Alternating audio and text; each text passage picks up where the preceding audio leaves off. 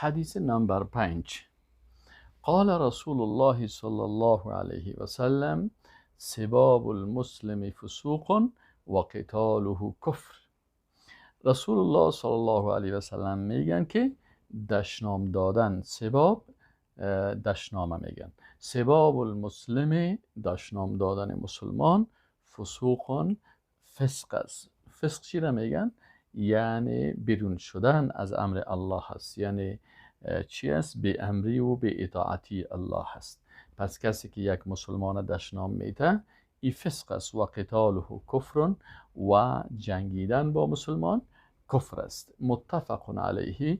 این حدیث به اتفاق امام بخاری و امام مسلم روایت شده. خب از این حدیث ما و شما اطفال عزیز چی درس میگیریم؟ درس میگیریم که اول دشنام دادن کار بسیار زشت است. از این خاطر فسق چی را میگن؟ بیرون شدن از اطاعت الله را فسق میگن.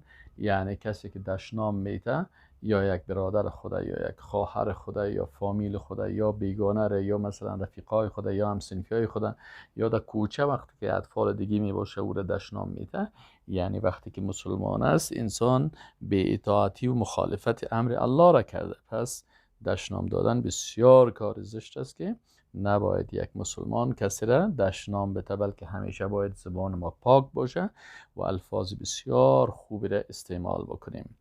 و قتاله کفرون چی مانا؟ اصلا جنگیدن با یک مسلمان این کفر نیست. یعنی علما میگن که یکی کفر بزرگ است، یکی کفر کوچک است. کفر بزرگ چی است؟ که مثلا یک نفر از دین مبرایه، مثل یک نفر مثلا قرآن دشنام میده یا پیغمبر دشنام میده یا مسخرگی میکنه سر قرآن و سر سنت و سر دین، این باز کفر حقیقی هست. کفر بزرگ است که انسان از دین میکشه. لکن بعضی گناه ها هست که این گناه بسیار گناه کلان است، برای کلمه کفر استعمال میشه. یعنی انسانی که مثلا که یک مسلمان جنگ میکنه کافر نمیشه که از دین برایه، لکن قدر عملش بد از زشت است که این عمل بزرگ ازی بدش کفر استعمال شده. یعنی مثل ازی که یک کافر یک کار زشت میکنه یک کار زشت کردن. پس جنگ کردن، یعنی شما اطفال عزیز کوشش بکنین که به امرای یک برادر و خواهر مسلمانتان هیچ وقت جنگ نکنین و دشنام نتین. و این درسی است که ما شما از این حدیث رسول الله صلی الله علیه و سلم گرفتیم.